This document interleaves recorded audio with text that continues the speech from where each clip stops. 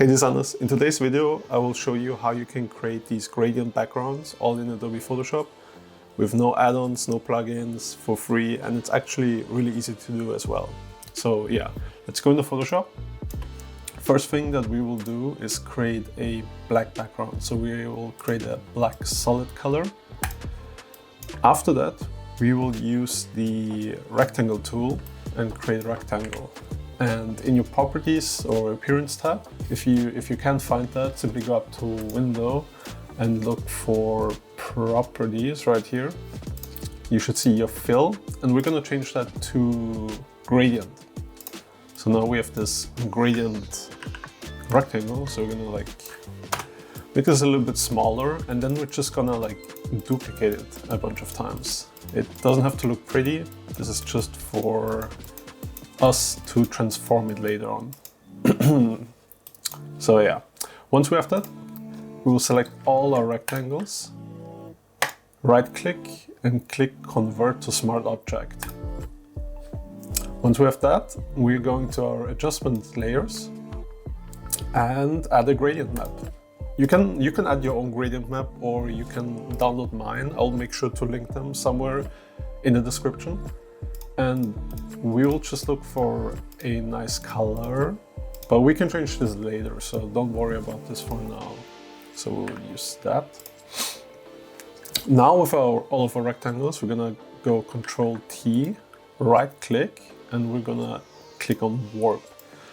That allows us to kind of like warp our shape in different directions. And we're just gonna warp this until it kind of fills the screen a little bit, something like that. Yeah, I think that looks good.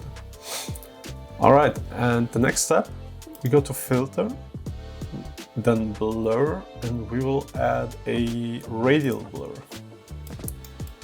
In the radial blur, we're gonna set the amount to 100, the blur method to zoom, and the quality to best.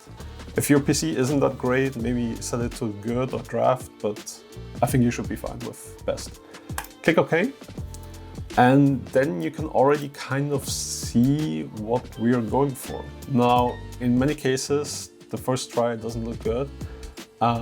So one thing that we can do is we can just simply go to filter and add another radial blur and see if that looks better a little bit. If that still doesn't look good, we can still always go back to Control T and warp it and change our structure again. That way, when we press enter again, the radial blur gets reapplied and it looks a little bit better. I like that actually. And you can kind of experiment with this. You can just add multiple radial blurs. You can transform it and see how it looks. That's how we can kind of make all kinds of versions of this gradient. You just like mess around and see what kind of results you get. All right, I really like this. It looks actually cool with the darker part here.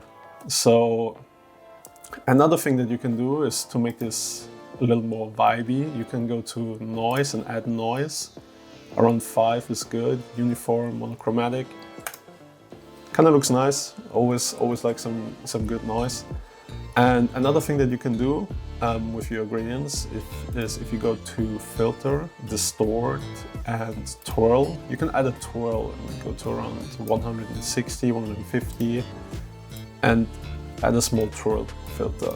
That looks really nice as well. I actually love that.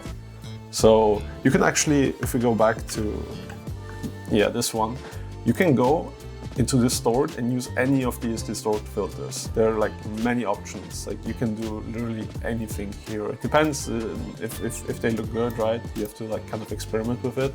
But all the distort filters work really well with these gradients. And yeah, I'll actually keep it like that. I'm really happy with that. So yeah, that's it. Hope you guys like this. And yeah, see you in the next video. Bye bye.